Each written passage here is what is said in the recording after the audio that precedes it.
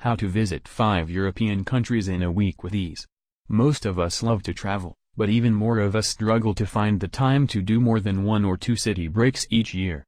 For those of you looking to pack as much as you can into a short time, here's an easy way to visit 5 border-hugging European countries in 1 week. Day 1. Krakow, Poland. Your first stop off on your week-long jaunt is Krakow, in the south of Poland.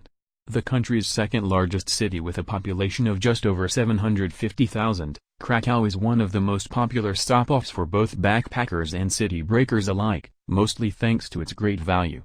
After you've finished strolling around the market square and checking out the cloth hall, you'll want to pay a visit to Krakow's main attraction, Wawel Castle, with its medieval history and museum attracting visitors in their thousands daily.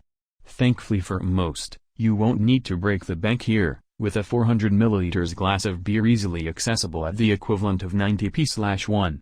Top tip, head for one of Poland's famous Pijałnia Wodki I Piwa bars for some of the cheapest, no-frills drinks you'll find in Europe. Day 2.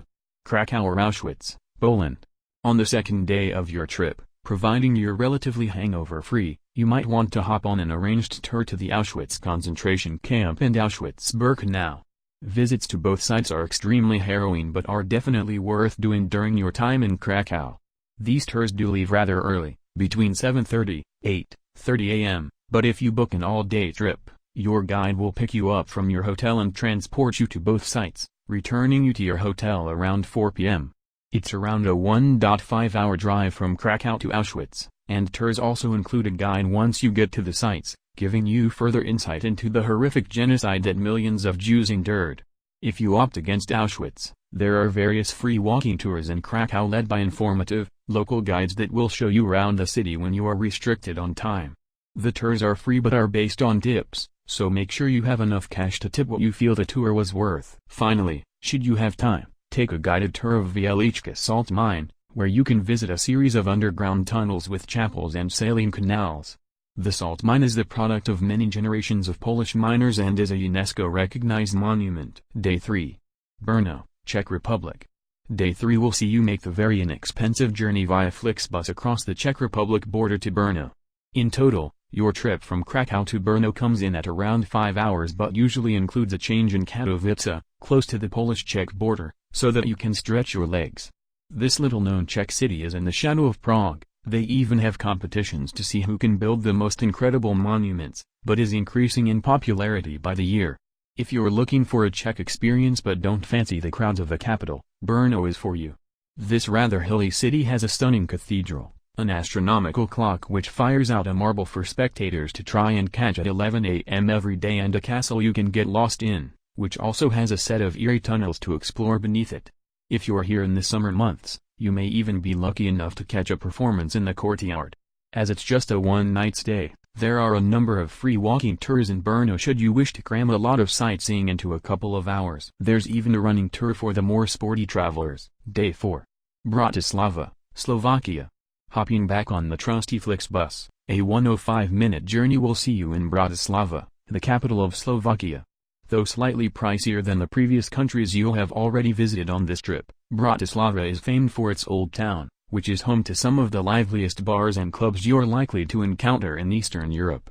Hanging over the city is the beautiful Bratislava Castle, and while it may not be the original, it's still the city's centerpiece. Bratislava Castle dates back to the 9th century, but having been destroyed in a fire in the early 1800s, today's castle is a 1960s rebuild. It's noticeable from almost all parts of the city, thanks to its lofty, protective position and its bright white walls. Bratislava, only claiming independence from Czechoslovakia in 1993, boasts the river Danube flowing freely through its center, meaning there are opportunities for river cruises and picture-perfect moments too. Day 5. Vienna, Austria.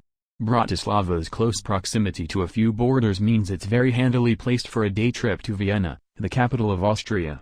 Famed for notable residents Mozart and Beethoven, Vienna is every bit as illustrious as you'd expect. A short, 1-hour train journey sees you arrive at Vienna Central Station, which is conveniently near the Belvedere, one of Vienna's top tourist attractions. Consisting of 2 stunning Baroque palaces, gardens, fountains, the palace stables and the orangery, the Belvedere is also a museum, art gallery and a UNESCO World Heritage Site. We can't think of anything better than spending a warm summer's day on the palace grounds. It should be said that Vienna is considerably more expensive than anywhere else on this itinerary, so, dependent on your budget, you may want to stay here or head back to Bratislava before moving on. Whatever you decide to do, there are some wonderful free things to do in the Austrian capital. You also cannot visit Austria without trying some chocolate.